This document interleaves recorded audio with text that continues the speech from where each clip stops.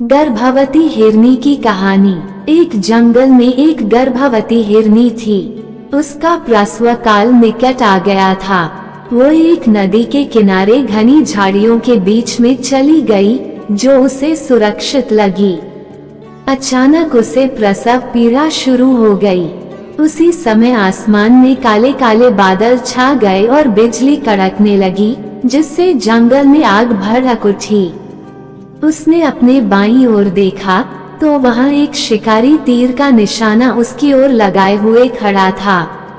उसने दाईं ओर देखा तो एक भूखा शेर उस पर घात लगाए हुए उसकी ओर बढ़ रहा था। हिरनी सोचने लगी कि अब वह क्या करे। वो तो प्रसव पीड़ा से गुजर रही हैं। एक तरफ आग है, एक तरफ शिकारी और शेर भी उसकी तरफ आ रहा है। दूसरी तरफ नदी भी बह रही है। क्या मैं और मेरा बच्चा इन सब से सुरक्षित रह पाएंगे?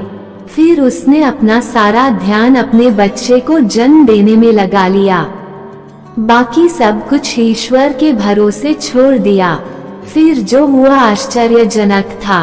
बिजली कड़कड़ाने से शिकारी की आंखें चौंधिया गई। तीर दूसरी ओर चल गया और जाकर भूखे शेर को लग गया। इसी बीच बारिश होने लगी और जंगल की आग बुझ गई। इधर हिरनी ने एक स्वस्थ बच्चे को जन्म दिया। दोस्तों, ऐसी समस्याएं कभी कभी हमारे सामने भी आ जाती है। तब हमें कोई भी रास्ता नहीं सूझता है।